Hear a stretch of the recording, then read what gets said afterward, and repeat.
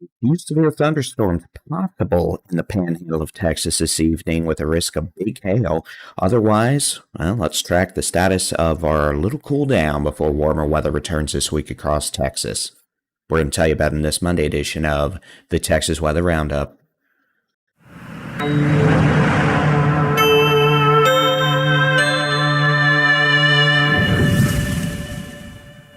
Good morning. I'm Texas Storm Chasers Baldy and Chief David Reimer. It is the 8th of September, 2025. Thanks for taking time out of your busy days to pop on in for some Texas weather information and Baldy and Chiefisms. We appreciate it. So let's go ahead and get you into it. Here is the high-res rapid refresh model for today, tonight, and to Tuesday. Now, this morning, we've had a few thunderstorms move across the eastern Texas Panhandle, which muddies the picture for this afternoon and evening. In the intro, I talked about the possibility of a few severe storms in the Panhandle this evening. This model is not showing that as of the latest couple of runs because of those storms in the Panhandle this morning. So it's possible the storms this morning may have disrupted the opportunity for more storms later this evening. Maybe not, but that's not a perfectly clear guaranteed picture at this point. Otherwise, as you can see today, we may have some activity down the Rio Grande Valley, the lower Texas Gulf Coast, with locally heavy rain, dangerous cloud to ground lightning, and gusty winds. Otherwise, not really much going on across Texas today outside of an isolated storm or two possible in the Guadalupe Mountains. Severe clear will be the name of the game.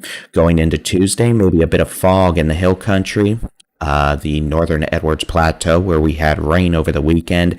Isolated thunderstorms possible in the Panhandle and West Texas Tuesday afternoon, Tuesday evening, with the risk of maybe a bit of hail and strong wind gusts. Here is the severe weather outlook for this evening for the Texas Panhandle. The Storm Prediction Center does have a level 2 out of 5 risk for scattered severe thunderstorms, and that means the potential maybe for a few supercells. But, like I said a minute ago, that is not a guarantee, and the storms this morning may have kind of muddied the picture and messed that up in the sense that, well, if the atmosphere isn't able to destabilize, if we don't have moisture return, we may not see this risk verify. But it is possible we may see a few supercell thunderstorms late this afternoon to this evening, with the opportunity of the most intense storms producing baseball-sized hail, localized damaging wind gusts over 70 miles per hour, and even the threat of a brief tornado not out of the question. If we have storms, if we don't have storms, well, it's pretty hard to get baseball-sized hail out of nowhere. So we'll keep an eye on it.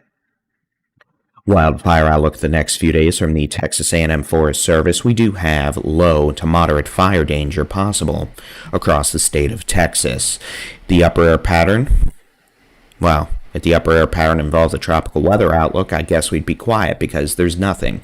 Last week we had that 90% cherry that was expected to become Gabrielle.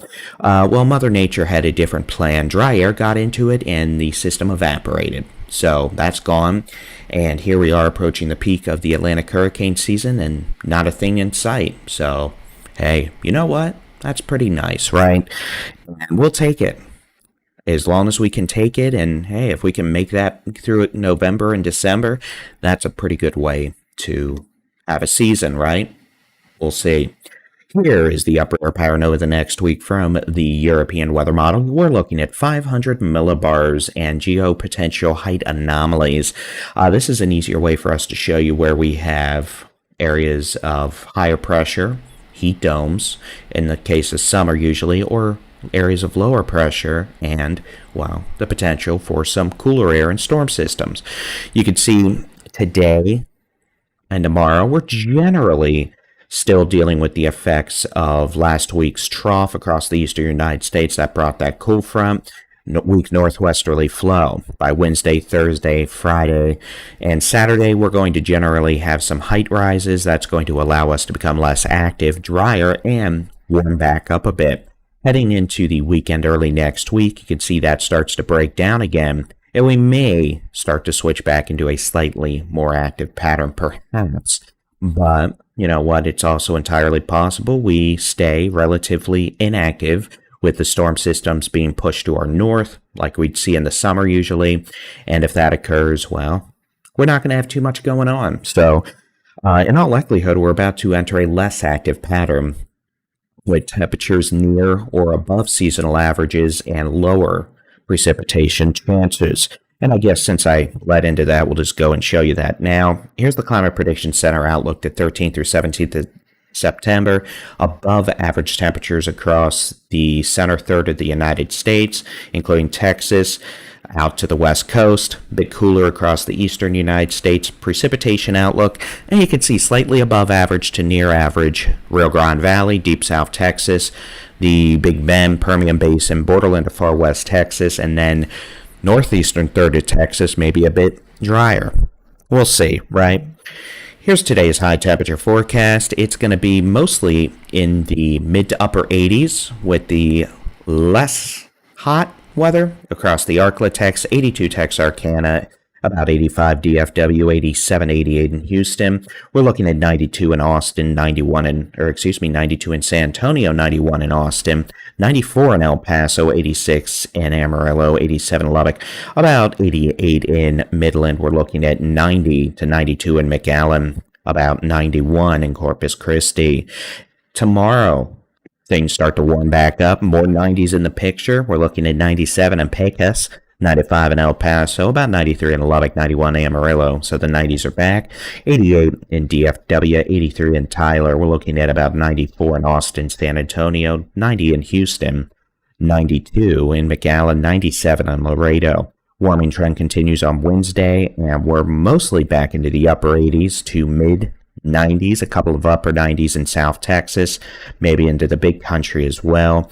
Warming trend on Thursday, we're all back up mostly into the 90s at this point, maybe getting near 100 again in Laredo, south of San Antonio. And then on Friday, it's back to 98 in San Antonio, 95 in Houston, about 96 in Austin, 94 in DFW. So, well, like I said, enjoy the cooler weather while it lasts, because summer is not over just yet. That's it for your Texas Weather Roundup on this Monday. We'll keep an eye on the storm chances heading into the evening. Perhaps we'll be lucky and fortuitous and not have to deal with Mother Nature's temper tantrums, but as of now, we're keeping an eye on things for sure. As always, you can get your local weather forecast, interactive weather radar, daily Texas Weather Roundup, and more in the free Texas Storm Chasers mobile app, or Texas Storm Chasers, where you download apps for your device. You can always find us here on YouTube as well. Just search for Texas Storm Chasers or Baldy and Chief David Reimer. Y'all have an amazing Monday. We'll probably be talking with you later today. As always, God bless.